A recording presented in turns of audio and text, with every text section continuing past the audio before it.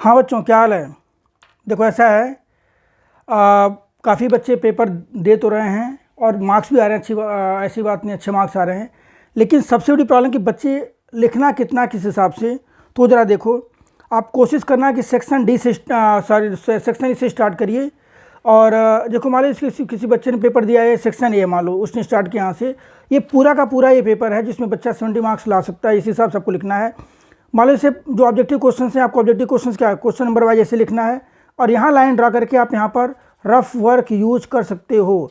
Rough use करके आप यहाँ पे कैंसिल कर देना। बाकी यहाँ पर फाइनली क्या करना है, आपको सिंपल यहाँ पर लिखना है किस टाइप से, सिर्फ इसके ऑप्शंस लिखने हैं। रफ यहाँ करके आप इसको हटा सकते हो। तो देखो, जो पहले 18 क्वेश्चन होंगे, जो 18 क्वेश्चन हैं, हम क्या कर रहे हैं उसके पहले देखो, जो ऑब्जेक्टिव क्वेश्चन हैं हमारे 18 क्वेश्चन हैं, उनमें हम क्या करें, देखो सिर्फ क्या लिखेंगे, ये मान लो क्वेश्चन से इनके हमारे सिर्फ ऑप्शंस लिखना आपको इस हिसाब से। तो आपको देखो 18 नंबर तो आपको यहाँ पर मिलेंगे। इसके बाद देखो यहाँ पर जो सेक्शन बी है, सेक्शन बी में जितना पूछा जाए, जैसे मान लो यहाँ पर क्वेश्चन हम आपको दिखा रहे हैं, एक क्वेश्चन पूछा गया है सेक्शन बी, जो हमारा 19 क्वेश्चन होता है। तो क्वेश्चन में पूछा क्या है, यहाँ पर देखिए, ये पूछा गया है कि from the given cells lead storage cells and mercury cell, fuel cell and dry cell, answer the following, which cell is use in hearing aids, और बाकी which was cell was use in Apollo program. तो कौन सा भाई, देखो यहाँ पे hearing aids में कौन सा आपका, यहाँ mercury cell and fuel cell. ये करोगे तो आपको इस टाइप से 2 नंबर मिल जाएंगे। क्लियर, ठीक है। तो आपको जितना पूछा जाए आपसे उतना ही आपको लिखना, कुछ एक्स्ट्रा नहीं। देखो जैसे मान लो क्वेश्चन नंबर 20 है, अब क्वेश्चन नंबर 20 बेटे हमारा किस पर है, देखो केमिकल काइनेटिक्स पर है। यहाँ पर क्या पूछा गया है, reaction takes 20 minute for 25% completion, calculate the time when it was 75% completed. तो देखो फर्स्ट हमने क्या किया, हमने पहले देखो, पहले फॉर्मूला लिखो। ये फॉर्मूला आपको जरूर लिखना है, क्योंकि फॉर्मूला लिखते आपको क्या मिल जाएगा, हाफ मार्क्स में मिल जाएगा। उसका फिर आप वैल्यू डाल दीजिए और फिर एक के किलो आपने निकाल लिया और फिर वही के किलो सेकंड टाइम 25% आप पुट करोगे, देखो ये वैल्यू आ जाएगी सिंपल। ये तो हमारा कितने मार्क्स का, ये 2 मार्क्स का, बाकी आपको यहाँ पर मिल जाएगा। तो फॉर्मूला लिखोगे तो आपको समझ लीजिए कि आपको आधा नंबर वही मिल गया। आधा नंबर आपको वैल्यू लिखने पर मिलेगी। हाफ मार्क्स आपको देखो यहाँ पे मिलेगा, हाफ मार्क्स आपको यहाँ पे मिलेगा, हाफ मार्क्स करेक्ट आंसर पर, और बाकी आपको देखो 1.5 हाफ मार्क्स आपको बीच में मिलेगा। तो बीच वाला क्वेश्चन आप लिखो, चाहे मतलब ज़्यादा फर्क नहीं पड़ता, 1 नंबर तो आप नहीं लेकर के चले जाओगे। खास करके मैं उस बच्चे के लिए बोल रहा हूँ जो 24-25 नंबर या 30 नंबर मान लो कलेक्ट करने जा रहे हैं। बाकी जो 70% वाला बच्चा, उसको तो पूरा का पूरा सॉल्व करना है इस हिसाब से। फिर देखो उसके बाद आइए, मान लीजिए कोई क्वेश्चन यहाँ पूछा गया है कि ये 21 है, हमें कॉम्प्लेक्स हाइपोथेसिस लिखना है, ये लिखा गया यहाँ पर। ये डिस्टिंग्विश क्या का, डिस्टिंग्विश का पार्ट बेटे आप सिर्फ देखो ध्यान से, आपको टेबल बना करके इसमें इस हिसाब से लिखना है, जिसमें टेस्ट एक्वस क्यूएच है, ये देगा या नहीं देगा। एक्वस क्यूएच के बाद हमारा आ गया KBR, हमने क्या लिया, AGBR का येलो PPT बन जाएगा। जैसे मान हमने क्या यहाँ पे लिखा है, देखो बेटा क्वेश्चन 23 पूछा गया RNA DNA में डिफरेंस, ये 2 नंबर का हमारा क्वेश्चन है 23, 2 मार्क्स का है। देखो हमने 3 डिफरेंस लिख लिए सिंपली पॉइंट के फॉर्म में। It contain AUGC, it contain ADGC, single standard, double standard, responsible for protein synthesis, responsible for transmission of heredity effect. बस सिंपल आपको 2 मार्क्स मिल जाएगा इस टाइप से। इसका पूछा गया प्राइमरी स्ट्रक्चर ऑफ प्रोटीन।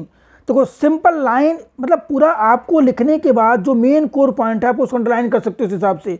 और यहाँ पे स्ट्रक्चर ड्रा करो, जब उसमें जितना जानते हो उसके बारे में उतना जरूर लिखो, ये समझ लीजिए, उतना लिखोगे तो आपको मार्क्स मिलेगा। ठीक है, देखिए इधर इसके बाद अब मान लो पूछा गया सेकेंडरी स्ट्रक्चर। तो सेकेंडरी में क्या लिखा गया बेटे, 2 टाइप का अल्फा हेलिक्स और बीटा प्लीटेड, तो दोनों का स्ट्रक्चर ड्रा किया गया है, इस पर आपको मार्क्स मिल जाएगा। तो यहाँ पूछा गया, अब देखो क्लेमेंसन रिएक्शन। अब क्लेमेंसन में एक आप लिखो हाइपोथेटिकल। देखो क्लेमेंसन जब पूछा जाएगा, आपके नेमिंग रिएक्शन पूछा जाएगा, तो आप उसमें लैंग्वेज लिखो चाहे मत लिखो, बट रिएक्शन बेटे आपको जरूर लिखना है। कैनजारो रिएक्शन लिखोगे, इस पर फुल मार्क्स मिलेगा आपको इस हिसाब से। फिर देखिए यहाँ पर जैसे मान लो 25 क्वेश्चन हमारा आ गया।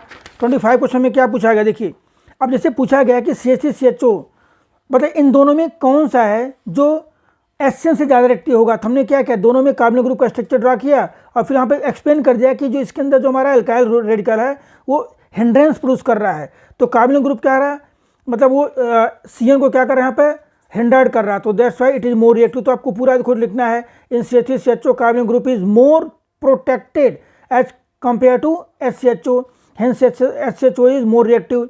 अब जैसे मान इसमें पूछा गया कि विच इज किसका pKb ज़्यादा है। देखो इस कंटेंट में क्या लिखा गया है कि हमारा क्या इलेक्ट्रॉन विड्राइंग ग्रुप है, इलेक्ट्रॉन डोनेटिंग ग्रुप, यहाँ कौन सा इफेक्ट है, -I इफेक्ट है, यहाँ कौन सा +I है। तो हमने क्या लिखा है इसको, देखो nitro ethanoic acid is more acidic than ethanoic acid, तो उसका पी के क्या होता है, रिवर्स हो जाएगा उस टाइप से। तो आपको उस हिसाब से देखो, जितना कंटेंट है बेटे पूरा क्लियर, नीट एंड क्लीन। जब तक कंटेंट लिखोगे बेटे नंबर मिलने वाला नहीं, पहले बता दे रहा हूँ। हमारा 25 क्वेश्चन देखो, हमारा क्या न्यूमेरिकल का क्वेश्चन है। आपने पूरा A to Z पहले लिखा, टेम्परेचर कितना है इसका, T1 T2 लिख दिया गया, फिर फॉर्मूला लिखा गया। यहाँ लिखते ही आपको देखो आधा नंबर यहीं पे मिल गया। आधा नंबर क्या मिलेगा, फॉर्मूले पर मिल जाएगा। आधा नंबर आपको किस में मिल जाएगा, यहाँ मिल जाएगा। बाकी कैलकुलेशन करोगे, अगर कितने नंबर का, 2 नंबर का है, तो आपको देखो हाफ मार्क्स आपको यहाँ मिल जाएगा सिंपली। तो इस हिसाब से मार्क्स का डिस्ट्रीब्यूशन होगा, उसमें कोई घबराने की बात नहीं है, जो आप कर रखे हो। देखो अब दूसरी चीज़ सबसे मोस्ट इंपॉर्टेंट, जो बच्चे यहाँ पर लिखते हैं ये पूछा जा रहा है कि इसका हाइड्रोजन स्टेट क्या है, मैट्रिक करेक्टर क्या है, इट इज ऑक्टेहेड्रल या टेट्राहेड्रल, देखो शेप क्या है इसका। तो आपको देखो इसमें क्या करना, पहले उसके आयन का लिखना कन्फिग्रेशन, फिर आपको यहाँ पे वो डी ऑर्बिटल यहाँ पे ऑक्यूपाई करवाना है। अगर पेयरिंग हो रही है पेयरिंग कराना है, पेयरिंग नहीं कराना। मान लो फॉर एग्जाम्पल यहाँ पेयरिंग हो रही है, हमने पेयरिंग करा दिया, यहाँ पेयरिंग नहीं हुई तो हमने पेयरिंग नहीं कराया। तो इसके बाद फिर आपको ये शो करना है कि यहाँ पर इसके अंदर 1 2 3 4 5 6 ऑर्बिटल इन्वॉल्व है किसके अंदर, बॉन्ड फॉर्मेशन में, D2sp3 पैरामेट्रिक ऑक्टाहेड्रल। यहाँ देखो फिर से आ गए, तो आप इस पर पूरे नंबर आपको इस हिसाब से मिल जाएंगे। यहाँ देखिए फिर अगर पूछा गया, देखो HI के साथ रिएक्शन, सिर्फ प्रोडक्ट लिखो, सिर्फ no need to write by product, simple हिसाब से लिखिए इसको। न्यूमेरिकल में फिर बोल रहा हूँ बार बार, वैल्यू फिल्टर करो, फॉर्मूला लिखो, उसमें वैल्यू इंसर्ट करिए। यहाँ करने पर आपको लगभग 75% मार्क्स मिल जाएंगे। उसका फिर आंसर अगर करेक्ट आया, आपको पूरा नंबर मिलेगा इस हिसाब से। तो थोड़ा सा इन चीज़ों पर फोकस करो बेटा। देखो ये जैसे मान लो 29 क्वेश्चन है, हमने क्या लिखा कि lone pair present on aniline involve in resonance gate activated, तो निगेटिव चार्ज कहाँ पे आ जाएगा, इसमें आ जाएगा, इसमें प्लस आर इफेक्ट है। ये पूरा का पूरा शो करना इस हिसाब से। देखिए अब यहाँ पे क्या, जैसे क्वेश्चन नंबर 30 है, ये भी रीजनिंग क्वेश्चन है। यहाँ क्या लिखा गया, energy release during interaction is sufficient to break bond of solvent and like dissolve like simple. Equimolar, यहाँ पूछा गया कि what is enantiomer, equimolar mixture of two, sorry वैसे रेसिव मिक्सचर, तो equimolar mixture of two enantiomer is known as रेसिव mixture, for example plus minus butan two ol. फिर देखो उसके बाद यहाँ पर क्वेश्चन पूछा गया बेटे, ये देखिए अब जैसे रीजनिंग क्वेश्चन है कि ये एक्वस स्क्वायर के साथ, अब जैसे इसका की पॉइंट क्या है, as aqueous square dissociate into gives OH minus which perform substitution, और यहाँ क्या होता है भाई, इट फॉर्म एल्कोक्साइड आयन, ठीक है। तो उसके अंदर क्या है, it is strong base and nucleophile which perform elimination और सब्स्टिट्यूशन। फिर आपको यहाँ पे इस हिसाब से लिखना है ये, ठीक है। तो आप देखो पूरे जितने क्वेश्चन हैं सारे के सारे जो है आपको इस हिसाब से लिखना है, ठीक है। अब यहाँ पूरा लिख दिया गया इसके हिसाब से। सेक्शन डी है, मान लो यहाँ देखो सिंपल, अगर पूछा गया एग्जाम्पल, सिर्फ एग्जाम्पल लिखो। अगर पूछा गया यहाँ पर एजोट्रोप्स का, तो एजोट्रोप्स हमने डेफिनेशन लिख ली और बाकी उसका डायग्राम ड्रा कर दिया सिंपल इस टाइप से। तो आपको पेपर में कंटेंट वही लिखोगे जो अप्रोप्रिएट कंटेंट है। जैसे मतलब पूछा गया ज्यूटेरॉन का स्ट्रक्चर ड्रा करना, हमने स्ट्रक्चर ड्रा कर दिया।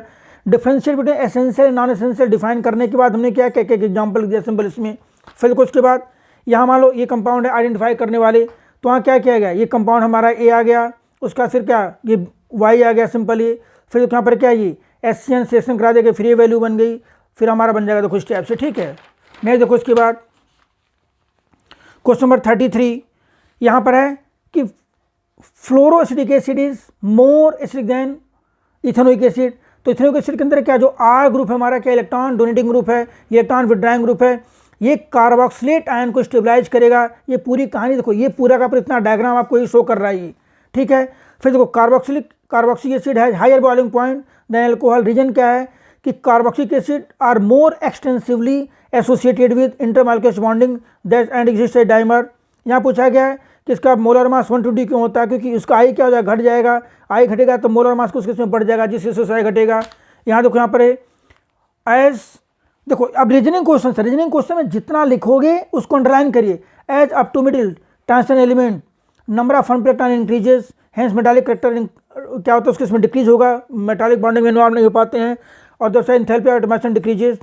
एज देखो ये पूछा गया कि why d block element show very oxidation state because both NS and N-D electron involve bond formation, this is method preparation of potassium dichromate. आपको पूरा कंटेंट बेटा लिखना पड़ेगा, ये सारा देख लीजिए इस हिसाब से आप, ठीक है। जब पूरा लिखोगे जो चीज़ पूछा जाए, मान क्वेश्चन है हमें लैम्डा एम सी दिया गया, आप लिखो उसको, हमें ये निकालना है तो देखो this plus this minus this करोगे, ये वैल्यू आ जाएगी।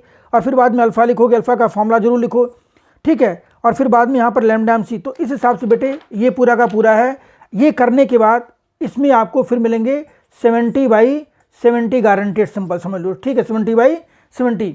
अब सुनो ध्यान से, जो कंटेंट जितना आप लिखोगे वो जो उसमें की पॉइंट्स है उसको अंडरलाइन जरूर करो, रफ उसी में करो, रफ करने के बाद तो उसको क्या करो, क्रॉस कर दो। इतना काम करोगे तो आपको नंबर मिलेंगे। चलो बेटे, ऑल द बेस्ट।